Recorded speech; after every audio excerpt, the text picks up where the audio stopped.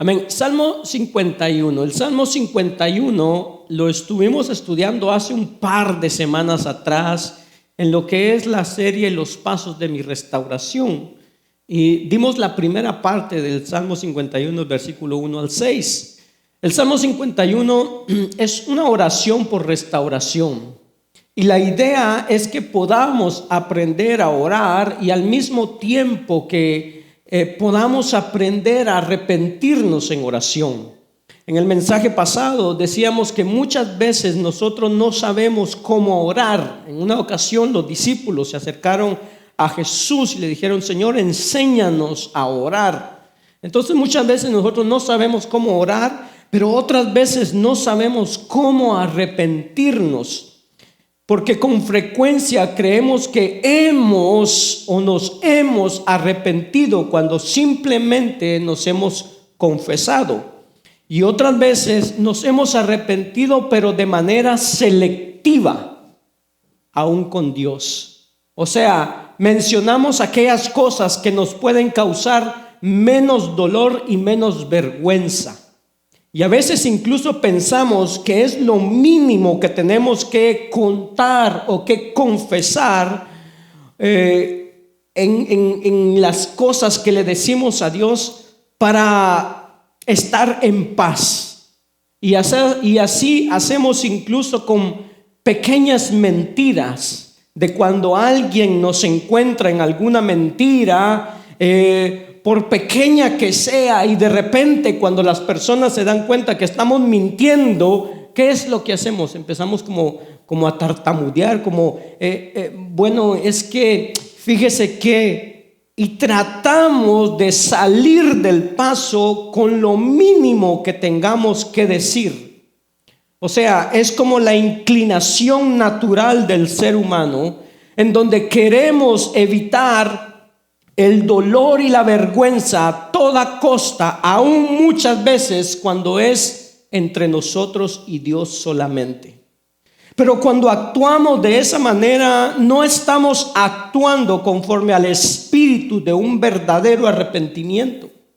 En el Salmo 51, que empezamos hace un par de semanas, no encontramos nada de esas cosas que acabo de mencionar. No hay excusas, sino que el Salmo 51 es una oración transparente, es una oración honesta, íntegra, de parte de un pecador que sabe que no solamente transgredido una ley, pero ha pecado contra el carácter del Dios creador. En los lenguajes, en la Biblia se escribió en dos lenguajes mayormente, que es hebreo y griego. En el hebreo, para la palabra arrepentimiento, hay dos palabras principales. Una tiene que ver con la experiencia de dolor en el Antiguo Testamento y Nuevo Testamento. Duele el que hayamos sido capaz de hacer algo. Pero la otra palabra quiere decir devolverse en vía contraria, o sea, devolverse en U.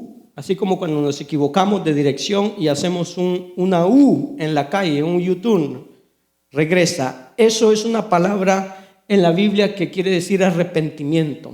O sea, ya no estoy en la misma dirección, sino que ahora doy vuelta. En el griego en el que se escribió el Nuevo Testamento, la palabra principal es metanoia, que implica un cambio de mente. Y podemos encontrar esos tres elementos en el Salmo 51. David expresa lo profundo de su dolor. David de diferentes maneras muestra que él, hermano, se está dirigiendo ahora en vía contraria. Y David ha experimentado un cambio de mente que está claramente expresado en las palabras tanto del Salmo 51 como del Salmo 32. Que fue escrito en la misma ocasión o a raíz de la misma ocasión. David había cometido adulterio con Betsabé. Le había quitado la vida al esposo de Betsabé, a Urías. David era culpable de dos delitos que le llevaban a la pena de muerte de acuerdo a la ley de Moisés. De manera que si él hubiese sido llevado a juicio, David merecía morir 2 veces si era posible. A pesar de la gravedad de su pecado, decíamos la vez pasada que David permaneció por casi 1 año en silencio, en una indolencia espiritual. Para usar las palabras de Juan Calvino, dice que es casi como impensable imaginar que alguien que había alcanzado la estatura de David pudo haber caído tan bajo como él lo hizo. David no se había percatado ni cuán bajo había caído, ni se había percatado cuán lejano o cuán lejos estaba de Dios, hasta que Dios le envía, Dios mismo va detrás de él, le envía al profeta Natán y Natán lo confronta, y ese día, en ese momento, David oyó 2 noticias, una mala y una buena, como Dios usualmente hace las cosas. La mala es que el bebé, la criatura que había sido engendrado en el vientre de Betsabé, iba a morir, fruto de su pecado. La buena noticia es que su pecado había sido perdonado. El dolor que David expresa en el Salmo 51 es un dolor que llevó de manera personal, un dolor interno durante todo el tiempo que él permaneció en silencio, y del cual él habla una vez más en el versículo 3 y versículo 4 del Salmo 32. David había descubierto después de la visita de Natán que la falta de arrepentimiento, oiga bien, la falta de arrepentimiento nos esclaviza, nos deprime, nos debilita, nos hace sentir cargados o pesados y nos enferma.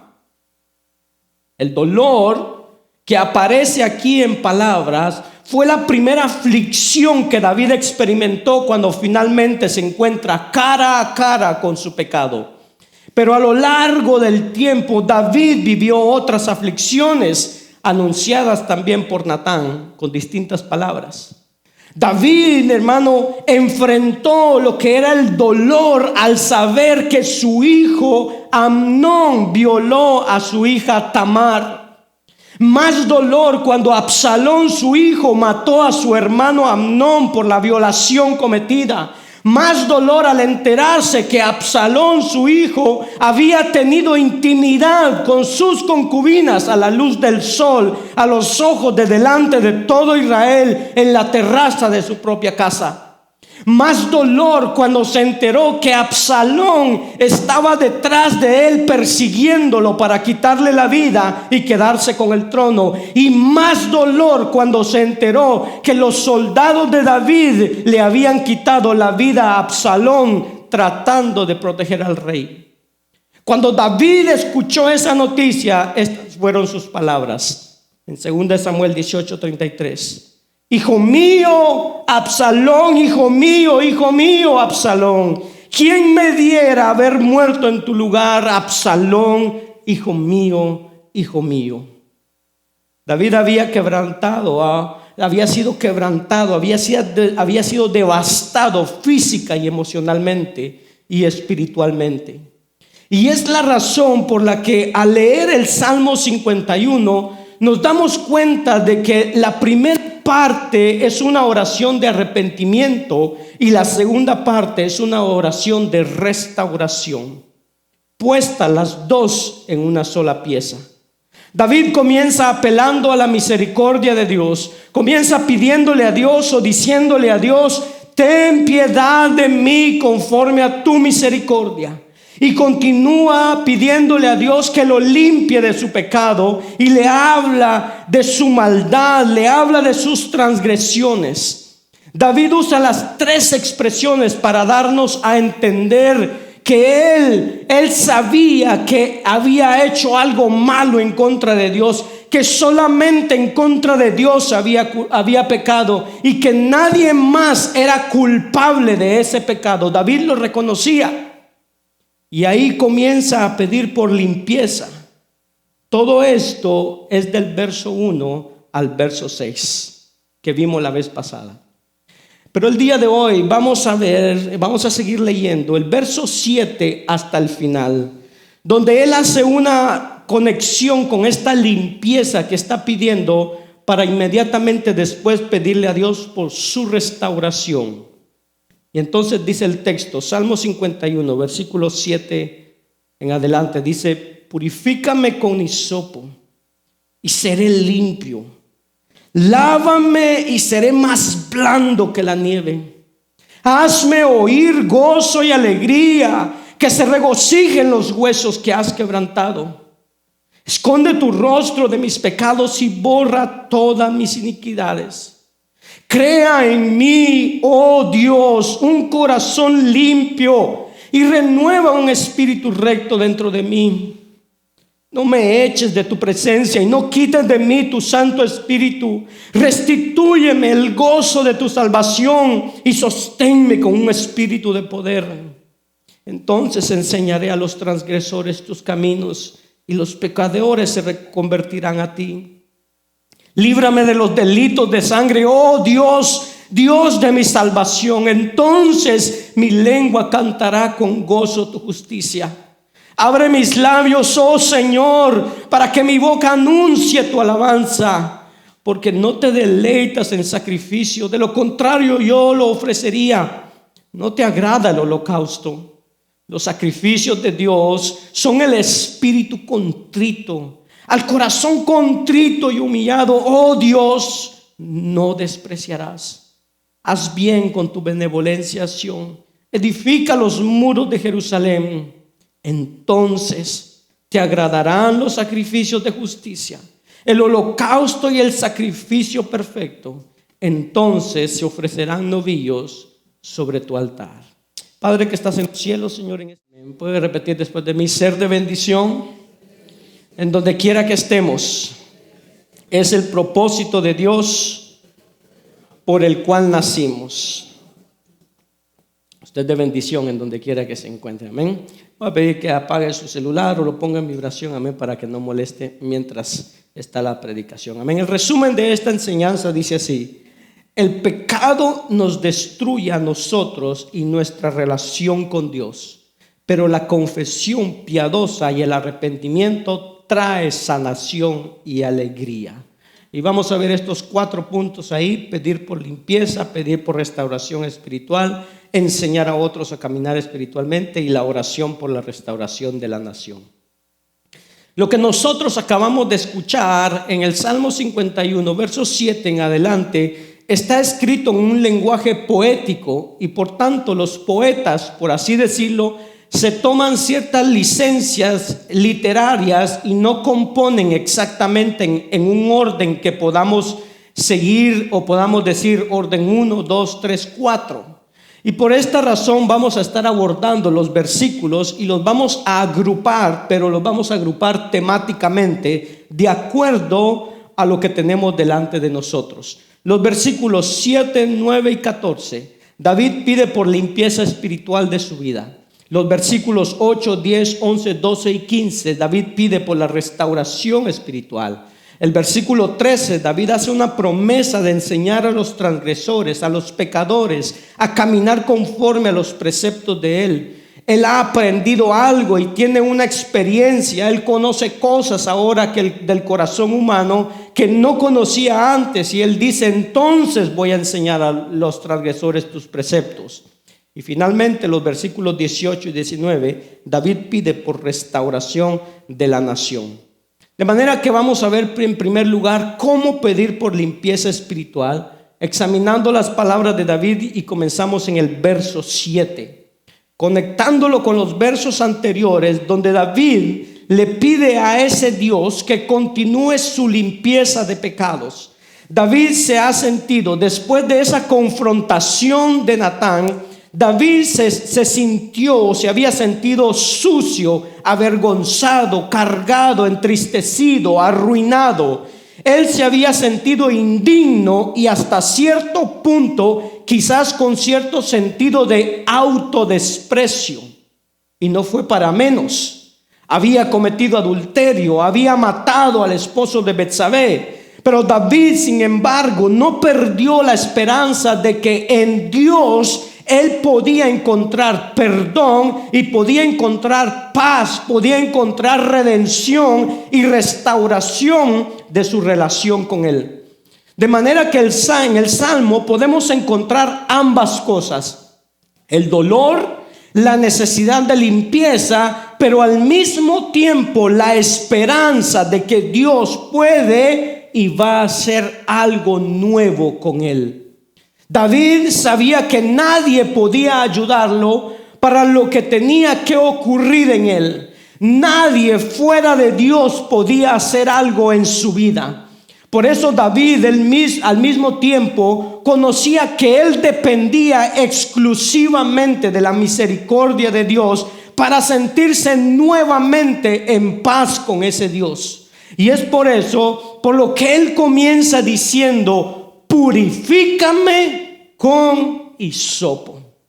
El hisopo era un árbol que crecía como entre las rocas. Usted lo puede ver ahí. Las ramas de ese árbol eran usadas por los sacerdotes del Antiguo Testamento en el templo para proclamar o declarar a alguien como limpio, como era el caso de los leprosos. Alguien que había sido sanado de lepra, después debía ser inspeccionado. Dice que había un par de aves que el leproso ya sanado traía, y una era sacrificada, y entonces el hisopo, esa rama, era mojada en la sangre del ave, y el leproso sanado era entonces rociado 7 veces para que el sacerdote lo declarara como limpio, y luego él se iba y se lavaba con agua y quedaba ahora completamente limpio, purificado. David dice: purifícame con hisopo. David sabe que el sacerdote no es quien lo limpia. El sacerdote estaba declarando la limpieza, pero la limpieza ya había ocurrido antes en el caso del leproso. De manera que David sabe que solamente Dios puede limpiarnos de nuestro pecado. David dice: solamente tú puedes limpiarme de mi pecado. Quizás David tiene esta imagen en su mente de ese sacerdote que está declarando a alguien limpio. Quizás David en una ocasión vio a algún sacerdote hacer esto, o con alguien que había tocado un cadáver, que era el mismo proceso también. David quizás tenía esa imagen en su mente cuando ora de esta forma. Cuando David dice: lávame, él está usando una imagen metafóricamente hablando, pero quizás él está pensando: yo estoy sucio, el pecado me ha ensuciado, yo me he ensuciado con mi propio pecado, de manera que lo que yo necesito es que me laven, que me purifiquen.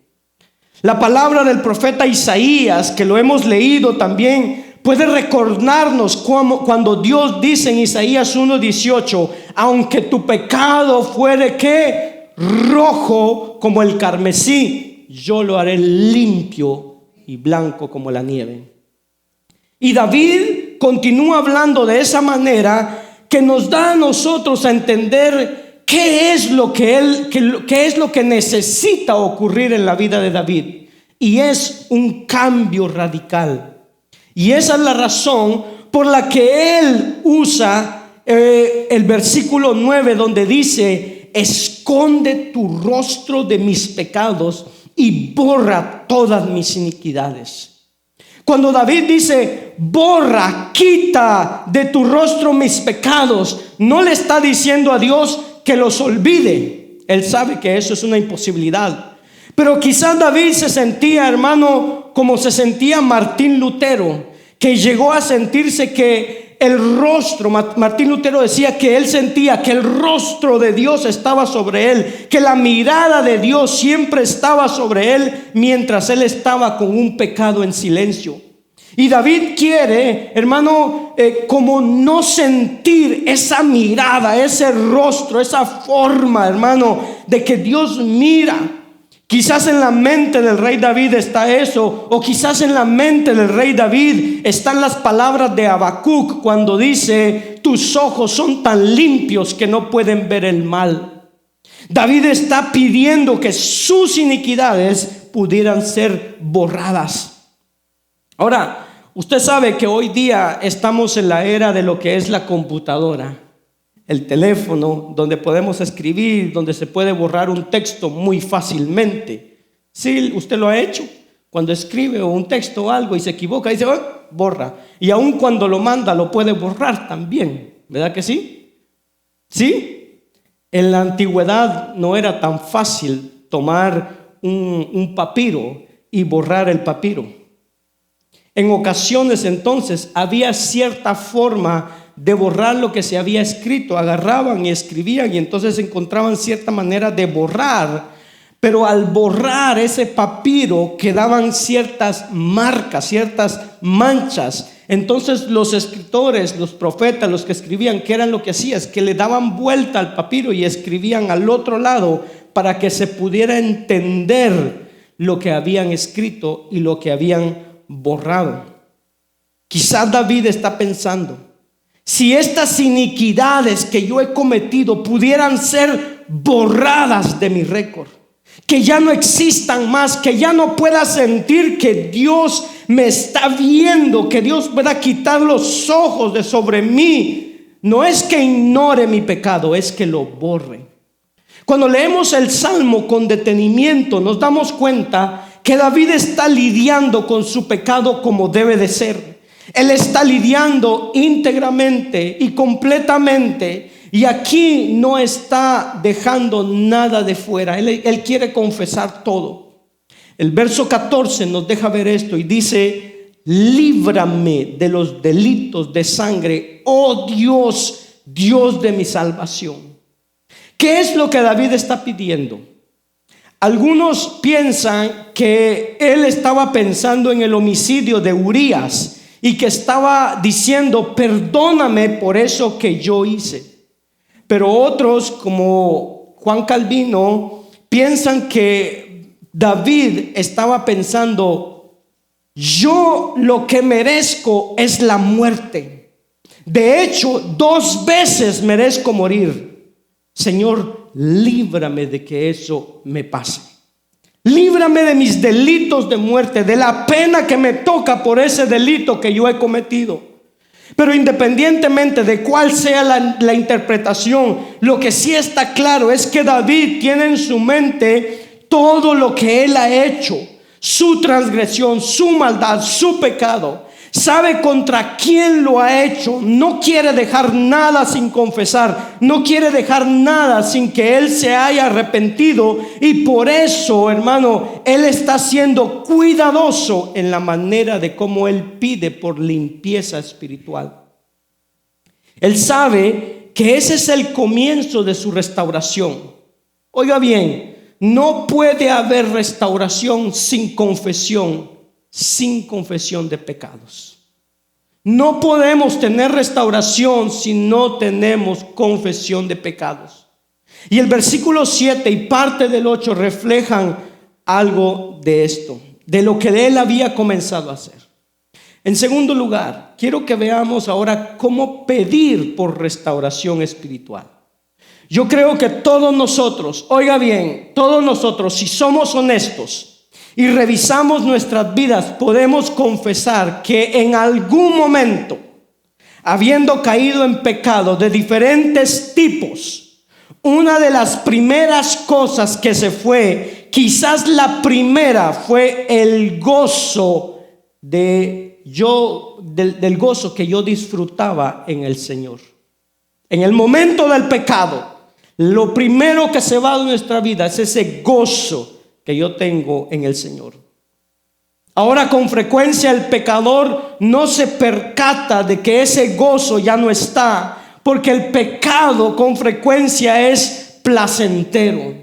Diferentes tipos de pecado, y por tanto en el placer de la carne que momentáneamente se siente, el pecador se confunde y llega a pensar que las cosas no están tan mal.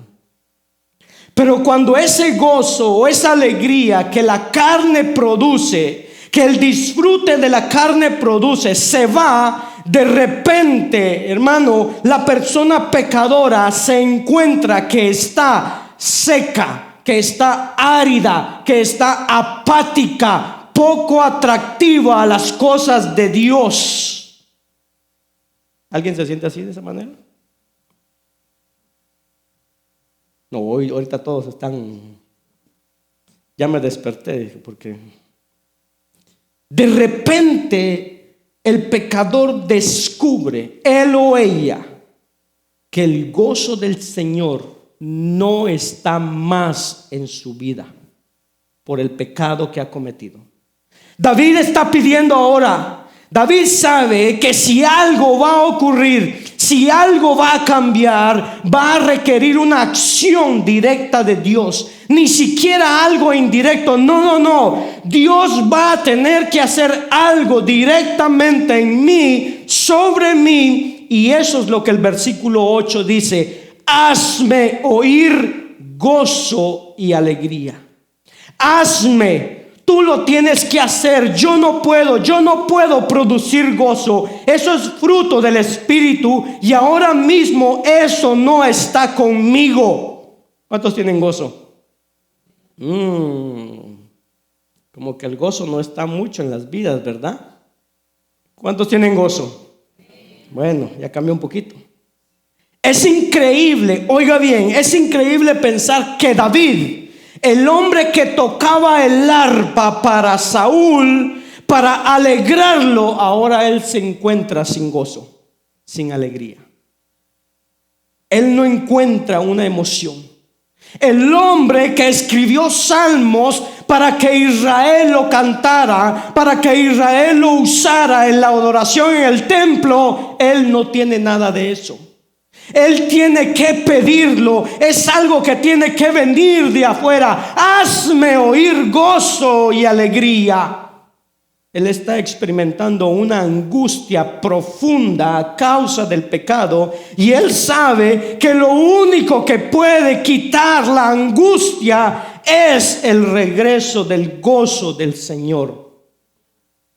¿Será por eso que muchas veces nos encontramos tan angustiados, tan ansiosos, tan, hermanos, desesperados en nuestra vida? Porque el gozo del Señor no está. David está experimentando esto. Eso es lo que está pidiendo. Él no está, oiga bien, él no está pidiendo un gozo en su rostro, que se pueda reír, en sus labios. Él no está pidiendo eso. Él no está pidiendo volver a levantar la mano. No, él lo que necesita es mucho más profundo y radical que eso. Escuche cómo lo dice: haz que se regocijen los huesos que has quebrantado. David sabe que todo comienza con Dios y todo termina con Dios. Tú los has quebrantado. Tú necesitas volverme el gozo a mí, porque yo no te lo puedo ordenar, no, sino porque no hay nadie que lo pueda hacer regresar más que solo tú, Señor. Haz que mis huesos, haz que el gozo vuelva, haz que mis huesos quebrantados se regocijen. Así de profundo, así de radical es el trabajo que yo necesito.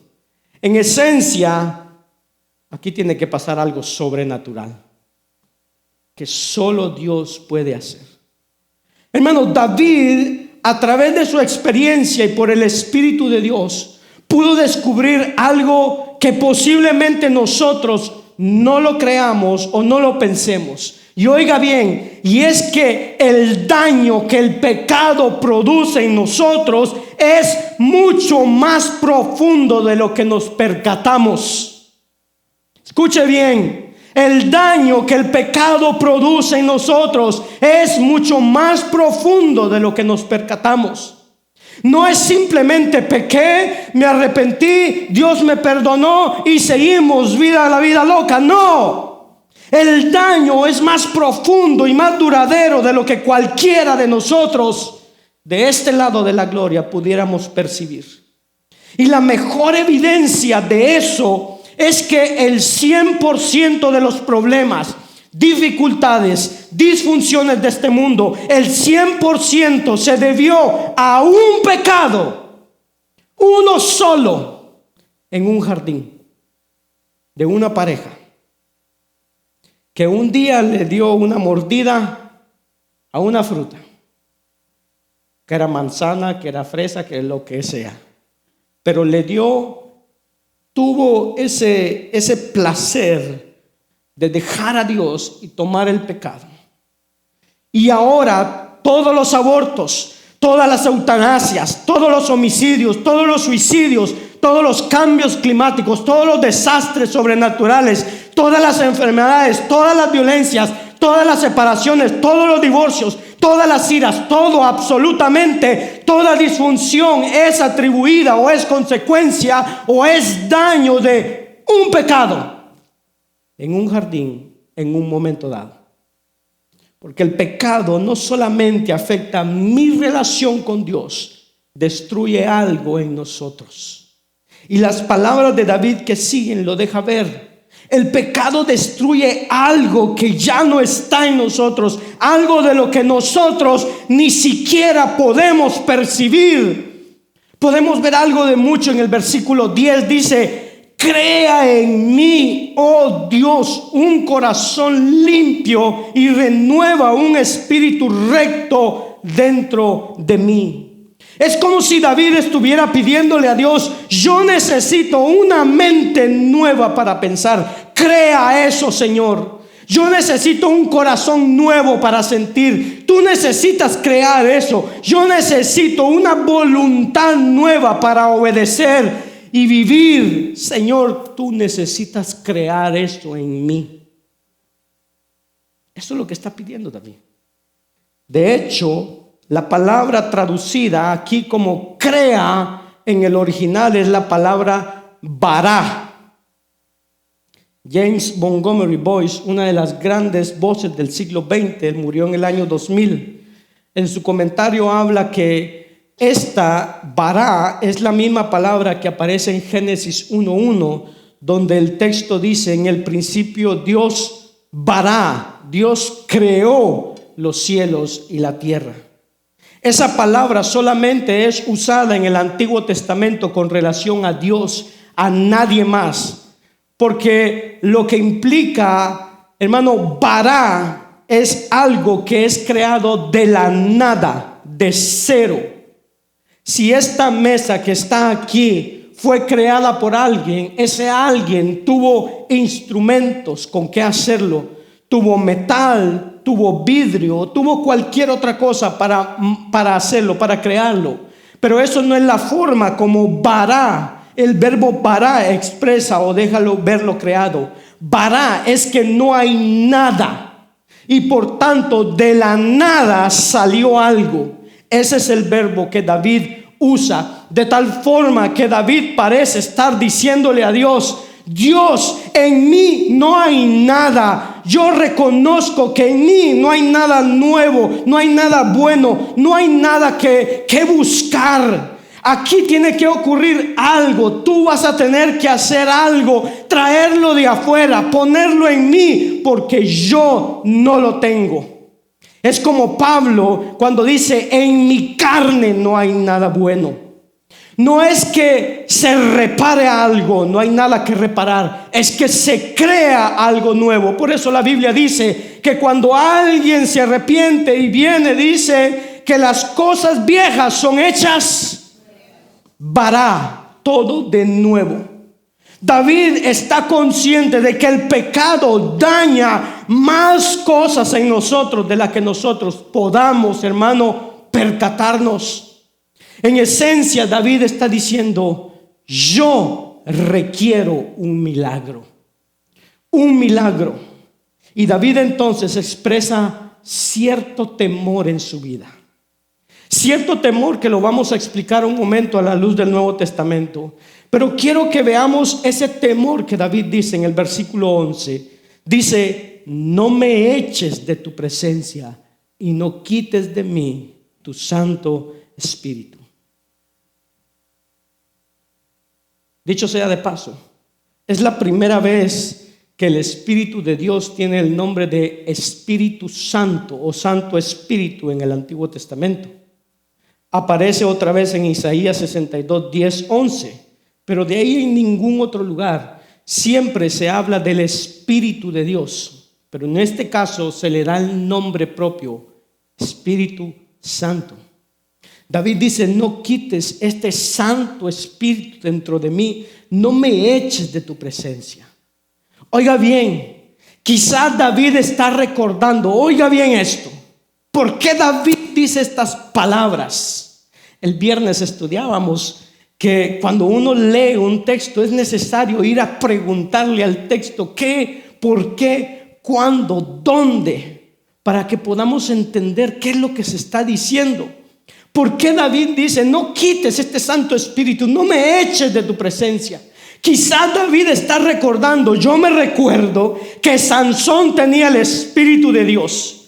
Y yo recuerdo cuando Sansón pecó y cómo el texto dice que el Espíritu de Dios se fue de él y Sansón ni se dio cuenta.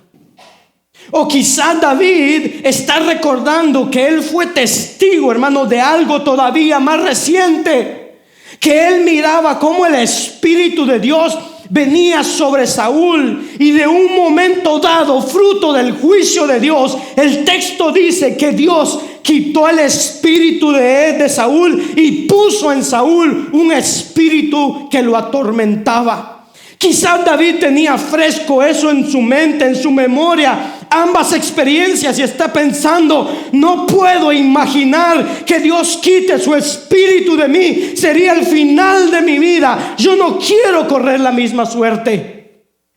Quizás David estaba pensando esto. Nosotros sabemos que el Antiguo Testamento, cuando leemos el Antiguo Testamento, el Espíritu de Dios iba y venía sobre los profetas, sobre los reyes, sobre personas, sobre un Sansón, sobre Saúl. A la luz del Nuevo Testamento y después de Pentecostés, nosotros creemos, junto con una gran cantidad de estudiosos, que el Espíritu de Dios vino ahora de manera permanente, de tal forma que a la luz del Nuevo Testamento probablemente no creemos que sea apropiado pedirle a Dios que no quite el Santo Espíritu de nosotros, porque si verdaderamente está, no es algo que podemos creer que pudiera pasar a la luz del Nuevo Testamento. Pero, y este es un gran pero, estoy convencido y entiendo por la palabra, y lo he visto en pastores y aún ovejas, que es posible perder el favor de Dios de manera que los dones que Dios haya puesto en nosotros pierdan su efectividad. De forma que nosotros no sintamos, oiga bien, ¿por qué es que nos cuesta tomar la decisión de servir al Señor? Oiga bien, de forma que nosotros no sintamos el deseo de querer usar los dones que el Señor nos tiene con nosotros. O al usarlos, no nos sentimos seguros de que Dios está aprobando el uso que le estamos dando. Esto es como un balde de agua fría sobre cada uno de nosotros.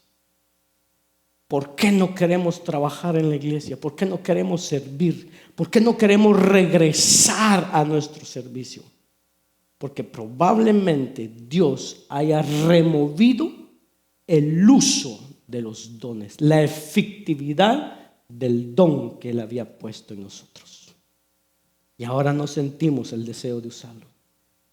Yo creo que es posible, y creo porque lo he visto, que el don necesariamente no se ha ido, pero no tiene efectividad. Y si no tiene efectividad, la persona no tiene el deseo de seguir usándolo, porque es algo que Dios removió. Ya no está. Es como que tomemos a un cirujano ultra, mega, hiper competente con el bisturí, el mejor cirujano que hayamos tenido, y le quitemos el bisturí. Él sigue siendo el mejor cirujano, pero ya no tiene la herramienta cómo usarla. Y llega un momento donde tal vez se le da la herramienta, pero ya no va a querer usarla, porque ya no tiene efectividad. Solo imagine a un pastor que tenga que pastorear sin que pueda sentir la aprobación de Dios. Pero lo hay. Y así como pastores, también líderes, hermanos, servidores, que ya no quieren hacer algo, o si lo hacen ya no sienten la aprobación de Dios. Esa experiencia debe ser lo más seco, lo más drenante y lo más cargante que pueda haber para un cristiano. David sabe que si él va a recobrar la vitalidad espiritual en su vida, Dios tendrá que hacer algo milagroso. Él tendrá que crearlo de la nada. Como mencioné, es un verbo que solamente se usa con Dios en todo el Antiguo Testamento. En otras palabras, nadie hará nada, porque nadie crea nada de la nada, excepto Dios. Y David dice en el verso 12: restitúyeme el gozo de tu salvación y sosténme con un espíritu de poder. Restitúyeme el gozo. ¿Cuál gozo, David? El gozo de tu salvación. Hermanos, yo no sé si todos los que estamos aquí hemos experimentado o seguimos experimentando el gozo de su salvación. Yo no sé si está pasando eso en nuestras vidas, pero se supone que la salvación de Dios debe ser productora de gozo, de alegría. Y si yo no he experimentado el gozo de mi salvación, entonces yo no sé de dónde me sacaron, de dónde, hermano, me encontraron, en qué condiciones me encontraron, y no sé lo que me han entregado.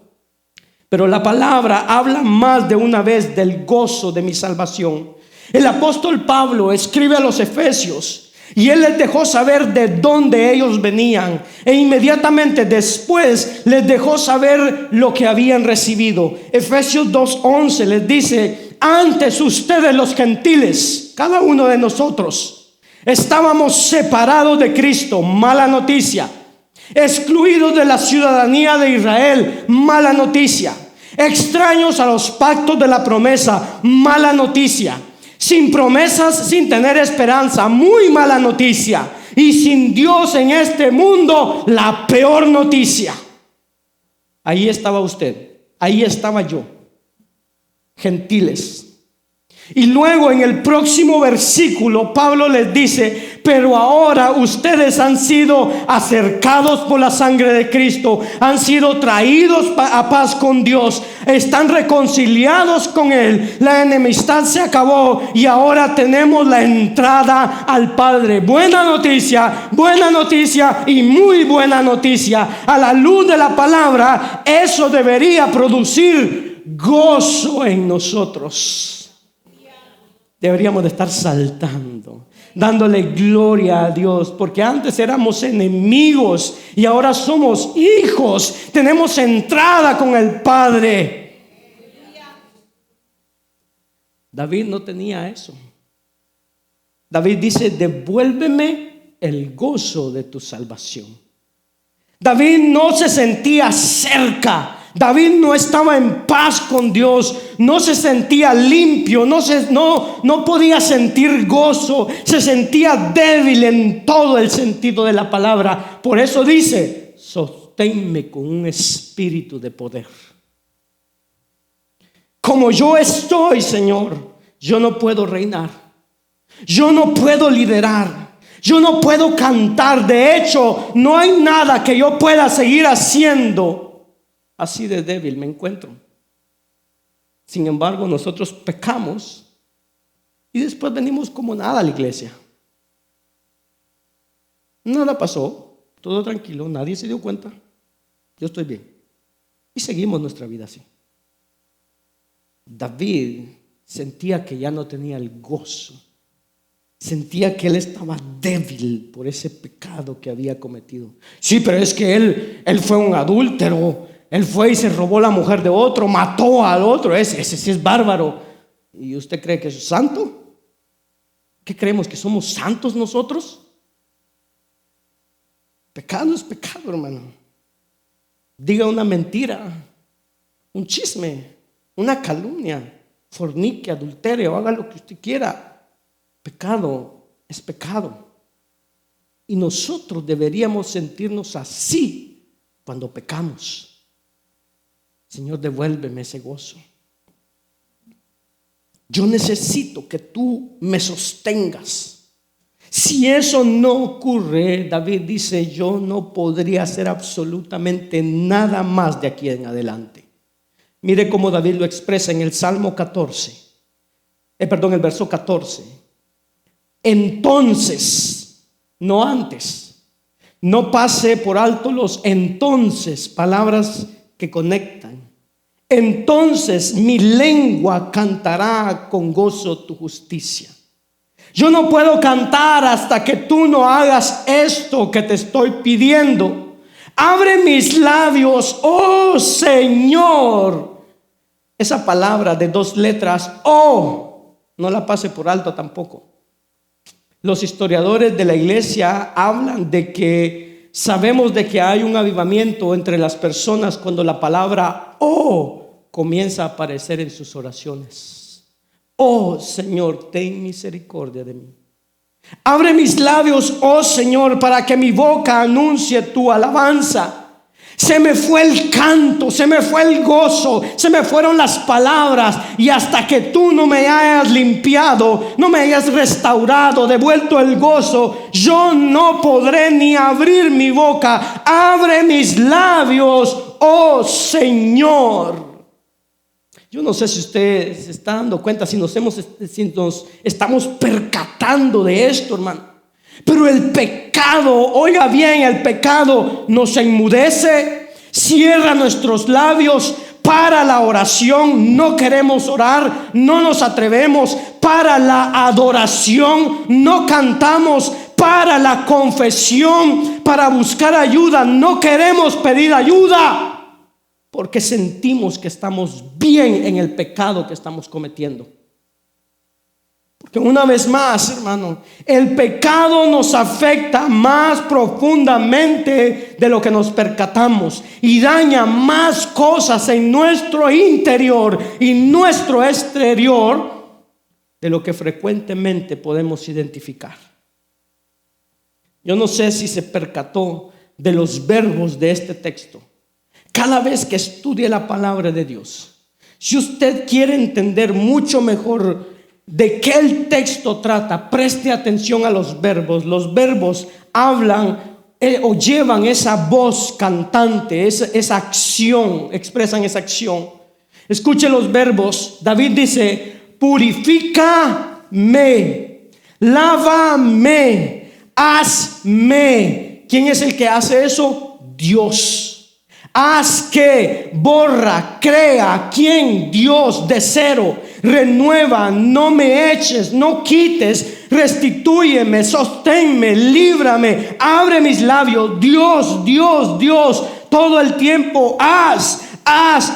Esa es la oración de David para restitución. David entiende, si Dios hace eso, cuando yo me devuelva cuando yo cambie de dirección, David entiende que él tiene una responsabilidad. Yo tengo no solamente una responsabilidad, yo tengo un privilegio cuando yo me devuelva. Usted recuerda cuando Cristo le dice a Pedro: Pedro, tú me vas a negar 3 veces. Cuando el gallo cante me vas a negar 3 veces. Pero ¿sabes qué, Pedro? Yo he orado por ti. Cuando te devuelvas cuando regreses, ¿qué vas a hacer, Pedro? Tienes que hacer algo cuando te devuelvas. Cuando hayas aprendido, tienes que hacer algo. Ve y fortalece a tus hermanos. Esa es la idea detrás del texto. Entonces, el número 3, en tercer lugar, quiero que veamos cómo David promete enseñar a otros a caminar espiritualmente. Ya vimos cómo David pide por limpieza espiritual. Vimos cómo David pide por restauración espiritual. Ahora David promete enseñar a caminar espiritualmente a los transgresores. Verso 13 dice: enseñaré a los transgresores tus caminos. Cada uno de nosotros debería aprender a entender, quizás a partir de este salmo, hermano, que pudiéramos ver, hermano, que cada vez que nosotros aprendemos algo, ya sea en la palabra de Dios o en nuestras vidas, o porque tropezamos, o porque caímos y Dios nos levantó, Dios nos sanó, Dios nos restauró, que ahora nuestro privilegio, ahora nuestra responsabilidad es enseñar a otros acerca de las cosas que nosotros hemos aprendido, para que otros puedan aprender de nuestros errores y tropiezos y caídas, de la misma manera que estamos aprendiendo de la caída de David. De la misma manera que el Nuevo Testamento dice en un par de ocasiones que todo, hermano, quedó escrito, se dejó ahí para que nosotros aprendiéramos. 3000 años después estamos aprendiendo de cómo orar y cómo arrepentirnos con David. Que otros puedan aprender el carácter bondadoso de Dios, de cómo un hombre puede llegar a conocer ese carácter bondadoso de Dios. En los versos anteriores, David dice: ten piedad, oh Señor, de acuerdo a tu gran misericordia. David nos está dejando ver a nosotros cómo él llegó a encontrar perdón, restauración en el corazón bondadoso de ese Dios. Él expresa esa esperanza. Note que David, hermano, no dice: bueno, esto me pasó, pero allá miren ustedes cómo le hacen. No, David dice: ahora yo enseñaré todo lo que me pasó. Lo voy a enseñar, lo voy a dejar. ¿Para qué? Para que otros aprendan y se conviertan a ti. Eso es lo que David está haciendo. Entonces enseñaré. Él tiene la confianza de que el Dios que le hirió sus huesos es el Dios que puede restaurarlo también. David ha aprendido cómo funciona la tentación adentro de él y fuera de él. David ha aprendido y puede enseñar cómo el pecado destruye nuestra relación con Dios y daña la relación con otros, y cómo daña cosas en mí más profundamente de lo que yo me pueda percatar. David ha aprendido, y esto, hermano, lo enseña en este salmo, cómo restaurar nuestra relación. No esperemos, oiga bien, no esperemos que Dios restaure nuestra relación con Él si no estamos dispuestos a enseñar lo que Él nos enseña en la restauración. No esperemos que Dios restaure nuestra vida si nosotros no estamos dispuestos a enseñar a otros lo que Él nos ha enseñado en la restauración. ¿Sí me entiende? ¿Sí? David no tenía vergüenza a la hora de escribir esto. Y que por los próximos 3000 años y los que faltan para que Cristo venga, que se siga hablando de su vida y de lo que Él hizo, si eso iba a contribuir a glorificar a Dios, a exaltar a Dios. David ha aprendido otras cosas. Es dudoso que durante esos 9 o casi un año, 9 meses o casi un año que David estuvo en silencio, es dudoso que no haya, hermano, David no haya estado en el templo ofreciendo sacrificios para su propio pecado. Pero él sabía que él seguía cargado con el pecado, seguía seco. Yo creo que de ahí vienen las palabras en el verso 16 cuando dice: porque tú no te deleitas en sacrificio, de lo contrario yo lo ofrecería. Si hubiera otro sacrificio que ofrecer para que se vaya ese peso de mí, yo lo ofrecería, pero tú no te deleitas en eso. No te agradan los holocaustos. ¿Cómo lo aprendiste, David? Bueno, yo creo que él siguió yendo a ofrecer sacrificios y no sentía nada. Se sentía vacío, se sentía seco. Y por eso él dice que a Dios no le agrada eso. Verso 17. Los sacrificios de Dios son el espíritu contrito. Al corazón contrito y humillado, oh Dios, no despreciarás. Esto fue lo que aprendió David. No creo que cuando David hizo lo que hizo, ni tenía un corazón contrito, ni tenía un corazón humilde. Él aprendió que ninguno de esos sacrificios tiene ningún efecto sobre Dios, ni nuestra participación en cualquiera de las actividades de la iglesia, a menos que nuestro corazón esté bien con Él. David deja ver que él se sintió igual, pero él aprendió que aquí este salmo nos da un testimonio que si tenemos un corazón contrito y humillado, como lo revelan estas palabras, que Dios no nos va a desechar, que Dios nos va a recibir, que Dios nos va a escuchar, que Dios nos va a limpiar, que Dios nos va a restaurar. De hecho, Dios ha revelado eso en más de una ocasión, de diferente manera. Isaías 57:15 dice que Él habita con el que es contrito y humilde de espíritu. Isaías 62:2 dice que Dios dice que Él mira al que es humilde y contrito de espíritu y que tiembla ante mi palabra. Hermano, no encontramos, oiga bien, no encontramos en el Salmo 51 ni palabras defensivas, ni justificaciones, ni peros. David sabe que esto está lejos de lo que Dios busca. Y él dice en el verso 13: yo voy a enseñarle a otros tus caminos. Todo esto que tú me has enseñado, todo esto que he aprendido, está cerca que estar cerca de ti se necesita un espíritu contrito y humillado. Y que de los sacrificios no te agradas, sino del corazón que es contrito y humillado. Esto voy a enseñar.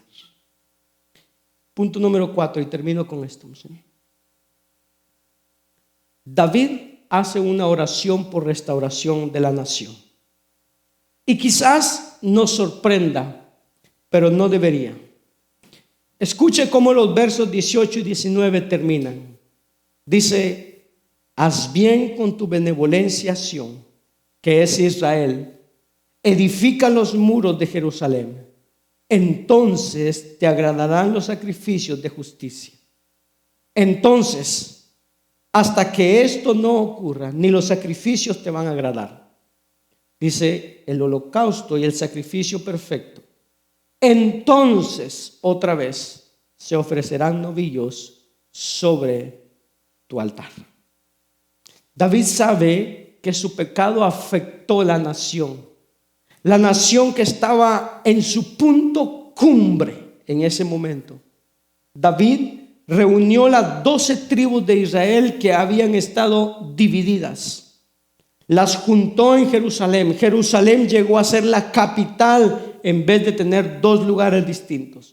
El reino emprendió un tiempo, hermano, de mucho auge. Fue muy poderoso en el tiempo de David, pero en este momento el reino emprendió un tiempo de debilidad que sigue con Salomón, y el reino se divide a la muerte de Salomón. David está orando que Dios restaure la nación.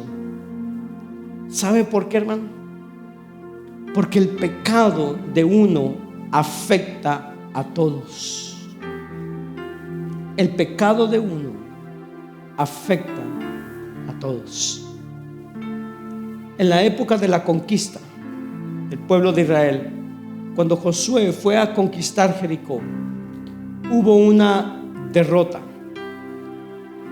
Dios le había prometido a Josué: nadie te va a derrotar, mantente en mi palabra, no te desvíes ni a derecha ni a izquierda, mantente firme. Josué estaba siendo fiel, obediente, no se había desviado, y ¡boom!, que vino una derrota. ¿Qué pasó? Josué va donde Dios y comienza a llorar, comienza a orar y a preguntarle al Señor: ¿pero qué pasó? Tú me prometiste, dijiste esto. Y Dios le dice: levántate y deja de llorar. Tú sabes lo que ha pasado. Acán se había robado lo que había sido prohibido, un lingote de oro y un manto babilónico que Dios había prohibido que se tomara de los enemigos. Pero eso no es lo que llama la atención, lo que se robó, aunque había sido prohibido. Es lo que Dios le dice a Josué. Dios le dice: ¿tú sabes por qué te derrotaron? Y Dios le dice: porque Israel ha pecado. Israel, si fue Acán. Y Dios le dice: Israel. ¿Sí? Porque el pecado de uno afecta a todos. El pecado de Adán y Eva afectó a toda la raza humana. El pecado de Elí afectó a sus hijos. El pecado de Sansón, el pecado de David, el pecado de Salomón afectó a la nación. Nuestro pecado afectó a Jesús. Miremos la cruz. Sin su pecado ni el mío, Jesús no hubiese sido afectado. El pecado de los presidentes afecta a las naciones, afecta el futuro de las naciones. El pecado de los padres afecta a sus hijos. Yo no dije que los hereda, los afecta. ¿Cuántos tienen hijos aquí? ¿Sí? Bueno, como que no hay muchos padres, ¿no? ¿Cuántos tienen hijos aquí? El pecado de los padres afecta a los hijos. Ahora preguntémonos como padres: ¿por qué mis hijos están como están? Es que es decisión de ellos, ya están grandes, sí. Es decisión de ellos, ya están grandes. Pero probablemente hay un pecado que está afectando sus vidas.